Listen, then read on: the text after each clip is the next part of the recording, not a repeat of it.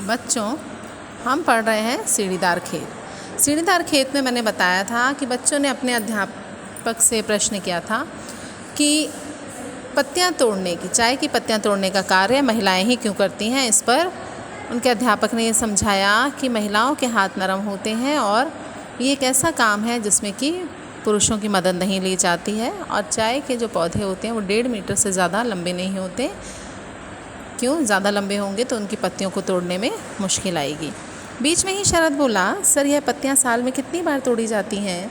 साल में 3 बार चाय की पत्तियों की चुनाई होती है, बरसात, गर्मी और शरद ऋतु में। अच्छा बच्चों, अब होटल चलते हैं जहाँ पर हम लोगों को ठहरना है। वहाँ भोजन करके आप सब सो जाना, फिर सुबह घूमने भी तो जाना है। अच्छा सर कहकर सभी बच्चे बस में बैठ गए। दार्जिलिंग का मौसम उन्हें बहुत अच्छा लग रहा था। वहाँ की ठंडी ठंडी हवा का वे खूब आनंद ले रहे थे। लहराती, बल खाती, ऊंची नीची सड़कों पर चलती हुई बस शीघ्र ही होटल पहुँच गई। सब बच्चे बस से उतरे और अपना सामान लेकर अपने अपने कमरों में चले गए। उनके कमरों में टीवी भी रखे हुए थे, जिन्हें चालू करके उन्होंने कुछ देर अपने मनपसंद कार्यक्रम देखे।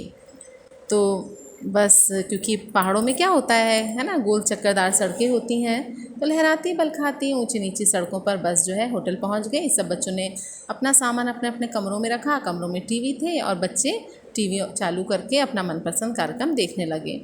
उसी समय सर अमित के कमरे में आए और बोले, कल हम लोग एक फैक्ट्री जाएंगे जहाँ चाय तैयार होती है। हाँ सर, हम लोग आपसे पूछने ही वाले थे कि यह पत्तियाँ तो हरी होती हैं, लेकिन प्रयोग होने वाली चाय प्रायः काले या गहरे भूरे रंग की होती है। ऐसा क्यों होता है? अमित बोला। वही तो कल हम लोग फैक्ट्री जाकर देखेंगे। अच्छा सर कहकर थके हुए बच्चे शीघ्र ही खाना खाकर सो गए। सुबह 10 बजे तक सभी बच्चे स्नान करके तैयार हो गए और नाश्ता करके सर के साथ चाय की फैक्ट्री देखने चल दिए। जब वे फैक्ट्री पहुंचे तो वहां चाय की पत्तियां सुखाई जा रही थीं।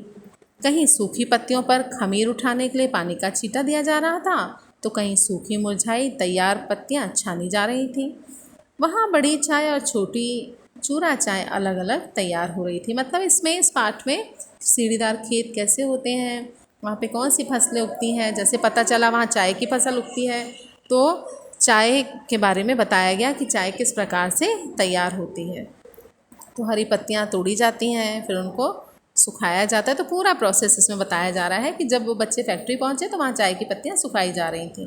कहीं सूखी पत्तियों पर खमीर उठाने के लिए पानी का छींटा दिया जा रहा था, तो कहीं सूखी मुरझाई तैयार पत्तियाँ छानी जा रही थीं। वहाँ बड़ी चाय और छोटी चूरा चाय अलग अलग तैयार हो रही थीं। अंत में तैयार चाय मशीनों द्वारा डिब्बों में भरी जा रही थी। डिब्बों में भरने से पहले एक सूखी पत्तियों पर बेलन घुमाया जा रहा था। इससे पत्तियों का एक समान आकार हो रहा था। मतलब जो सूखी हुई पत्तियां थी ना, डिब्बे में भरने से पहले उन्हें क्या किया जा रहा था, सूखी पत्तियों को बेलन से घुमाया जा रहा था। इससे पत्तियों का आकार एक जैसा हो रहा था, समान हो रहा था।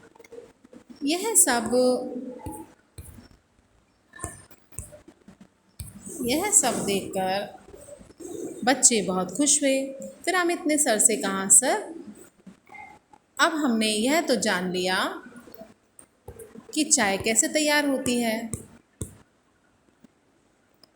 अब हम दार्जिलिंग में क्या देखेंगे? अमित की बात सुनकर सर खूब ज़ोर से हंसे और बोले, कल सुबह हम सब टाइगर हिल जाएंगे, जहाँ से सूर्योदय के समय पूरी हिमालय की पर्वत श्रृंखला दिखाई देती है।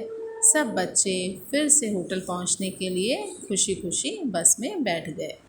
तो बच्चों, आपको ये पाठ अच्छी तरह समझ में आया होगा। कल हम इसके शब्दार्थ और प्रश्नोत्तर करेंगे।